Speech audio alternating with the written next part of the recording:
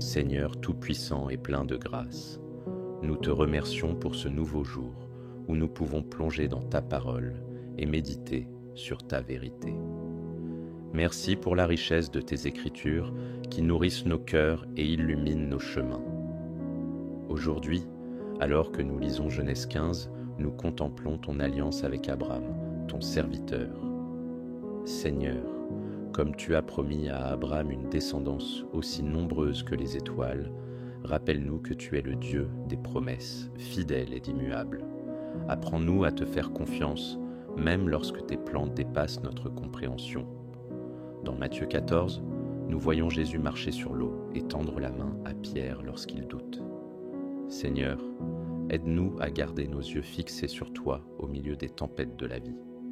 Renforce notre foi pour que nous puissions avancer avec courage, sachant que tu es toujours avec nous. En Néhémie 4, nous voyons ton peuple faire face à l'opposition avec prière et détermination. Donne-nous, Seigneur, la force et la persévérance pour te servir, même lorsque des obstacles se dressent sur notre chemin. Aide-nous à demeurer fermes dans la foi et à trouver refuge en toi. Enfin, dans Actes 14, nous découvrons Paul et Barnabas persévérant dans leur mission malgré les persécutions. Seigneur, remplis-nous du même zèle et de la même audace pour proclamer ton évangile avec amour et vérité. Apprends-nous à porter ta lumière dans ce monde, peu importe les défis. Seigneur, merci pour ton amour constant et pour ta main qui nous soutient. Que cette journée soit une offrande de louange à ton nom et que ta parole transforme nos cœurs pour que nous marchions toujours selon tes voies. Au nom de Jésus-Christ. Amen.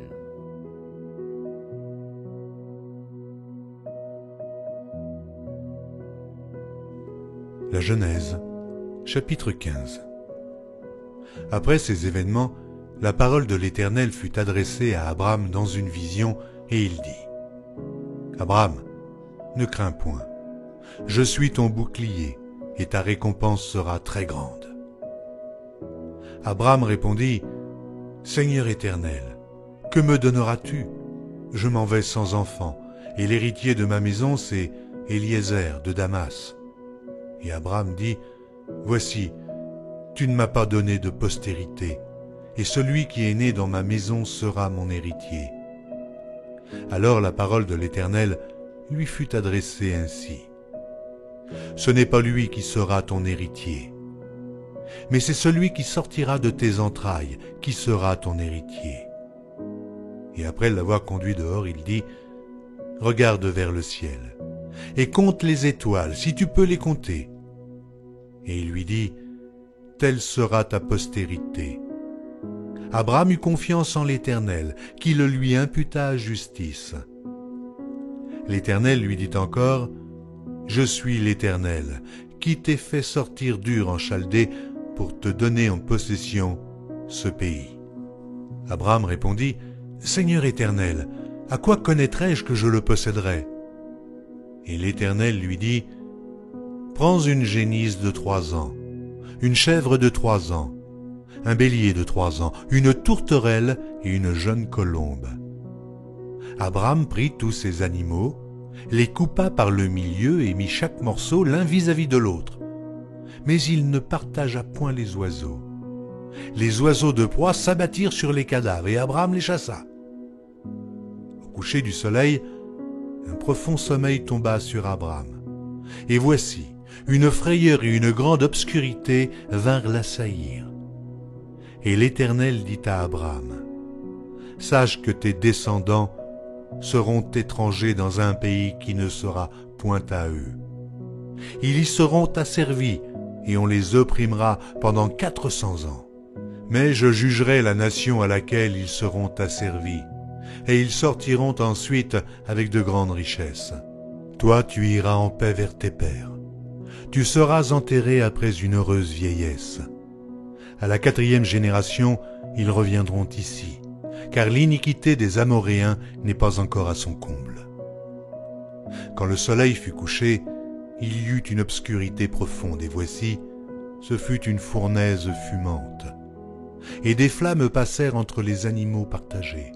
En ce jour-là, L'Éternel fit alliance avec Abraham et dit, « Je donne ce pays à ta postérité, depuis le fleuve d'Égypte jusqu'au grand fleuve, au fleuve d'Euphrate, le pays des Kéniens, des Kénisiens, des Cadmoniens, des Étiens, des Phéréziens, des Réphaïm, des Amoréens, des Cananéens, des Girgasiens et des Jébusiens. »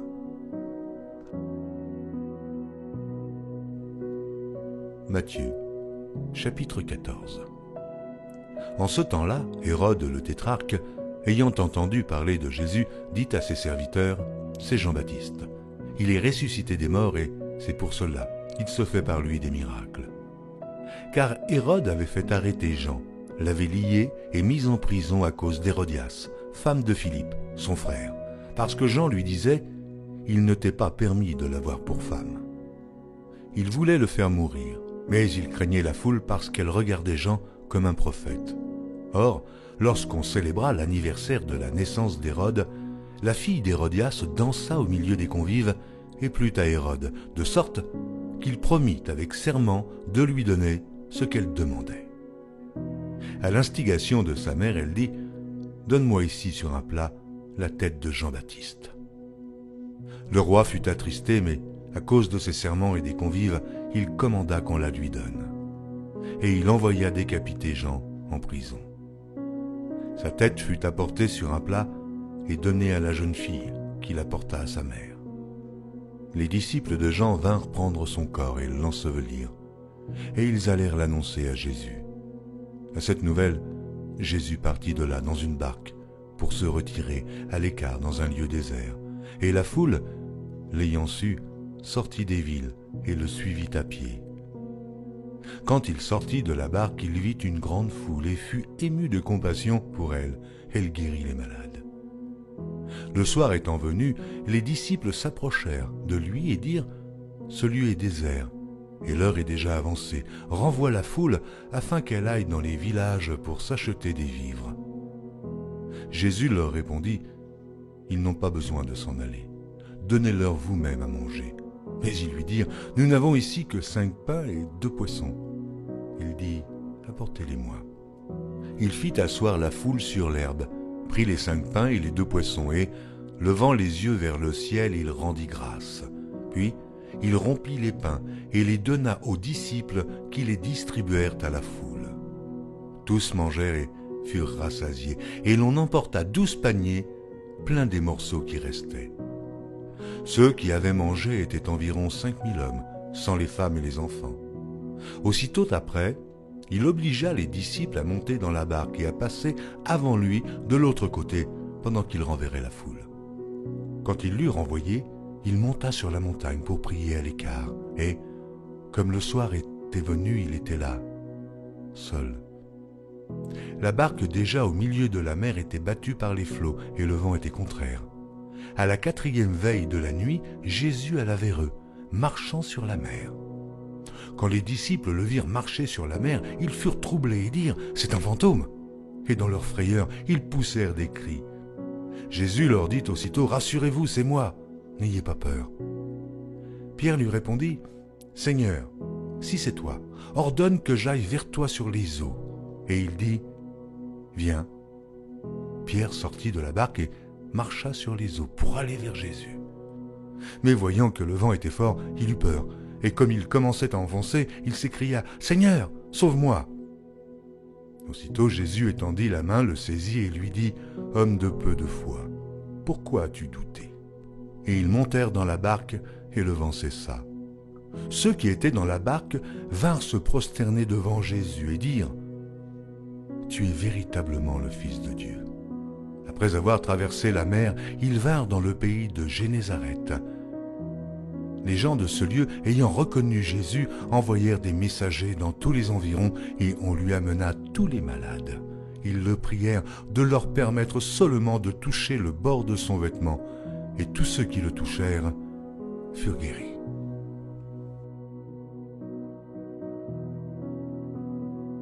Néhémie, chapitre 4. Lorsque Sanballat apprit que nous rebâtissions la muraille, il fut en colère et très irrité. Il se moqua des Juifs et dit devant ses frères et devant les soldats de Samarie, « À quoi travaillent ces Juifs impuissants? Les laissera-t-on faire? Sacrifieront-ils? Vont-ils achever? Redonneront-ils vie à des pierres ensevelies sous des monceaux de poussière et consumées par le feu ?» Tobija, l'Ammonite, était à côté de lui, et il dit, « Qu'ils bâtissent seulement. Si un renard s'élance, il renversera leurs murailles de pierre. Écoute, ô notre Dieu, comme nous sommes méprisés. Fais retomber leurs insultes sur leurs têtes, et livre-les au pillage sur une terre où ils soient captifs. Ne pardonne pas leur iniquité, et que leurs péchés ne soient pas effacés de devant toi, car ils ont offensé ceux qui bâtissent. » Nous rebâtîmes la muraille, qui fut partout achevée jusqu'à la moitié de sa hauteur, et le peuple prit à cœur ce travail. Mais Sanballat, Tobija, les Arabes, les Ammonites et les Asdodiens furent très irrités en apprenant que la réparation des murs avançait et que les brèches commençaient à se fermer. Ils se liguèrent tous ensemble pour venir attaquer Jérusalem et lui causer du dommage. Nous priâmes notre Dieu, et nous établîmes une garde jour et nuit pour nous défendre contre leurs attaques.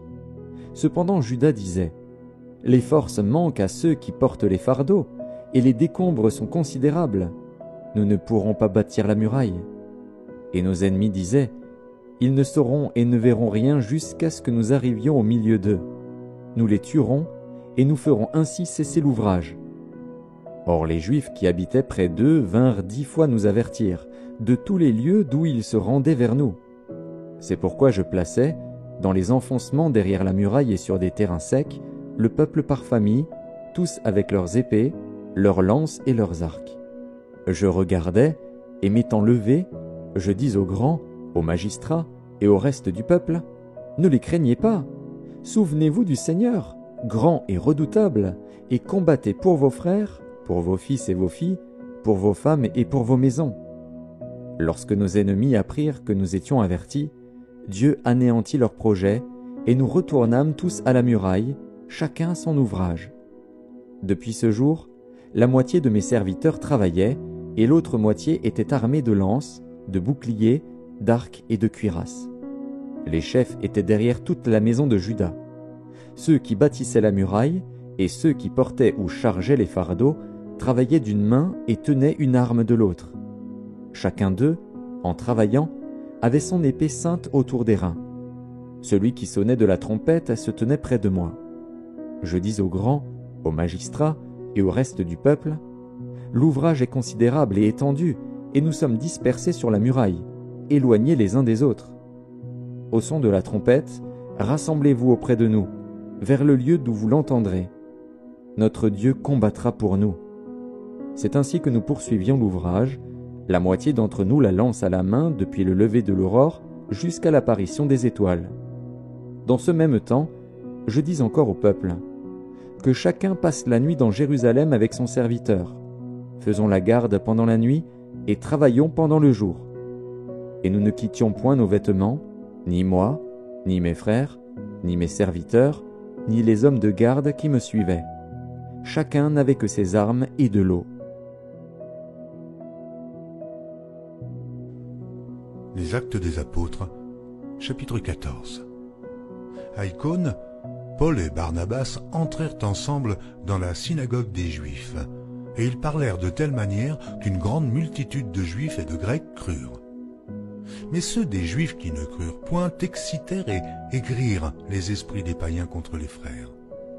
Ils restèrent cependant assez longtemps à Icône, parlant avec assurance, appuyés sur le Seigneur, qui rendait témoignage à la parole de sa grâce et permettait qu'il se fît par leurs mains des prodiges et des miracles. La population de la ville se divisa. Les uns étaient pour les Juifs et les autres pour les apôtres. Et comme les païens et les Juifs, de concert avec leur chef, se mettaient en mouvement pour les outrager et les lapider, Paul et Barnabas, en ayant eu connaissance, se réfugièrent dans les villes de la Lycaonie, à Lystre et à Berde et dans la contrée d'alentour. Ils y annoncèrent la bonne nouvelle.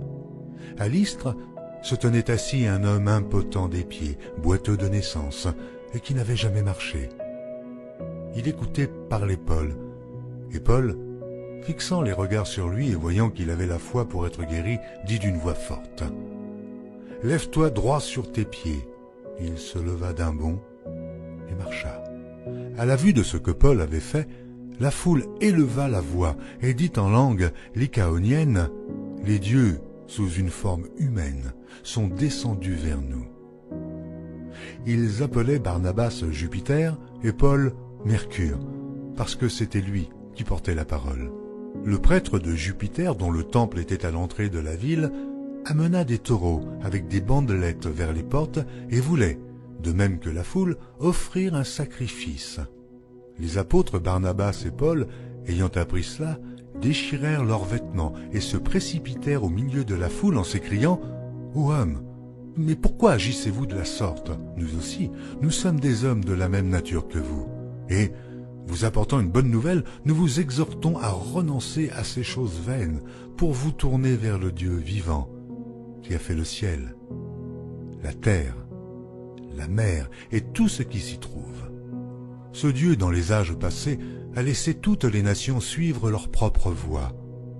Quoiqu'il n'ait cessé de rendre témoignage de ce qu'il est en faisant du bien, en vous dispensant du ciel les pluies et les saisons fertiles, en vous donnant la nourriture avec abondance et en remplissant vos cœurs de joie. À peine purent-ils, par ces paroles, empêcher la foule de leur offrir un sacrifice. Alors survinrent d'Antioche et d'Icône des Juifs qui gagnèrent la foule et qui, après avoir lapidé Paul, le traînèrent hors de la ville pensant qu'il était mort. Mais les disciples ayant entouré, il se leva et entra dans la ville. Le lendemain, il partit pour Derbe avec Barnabas.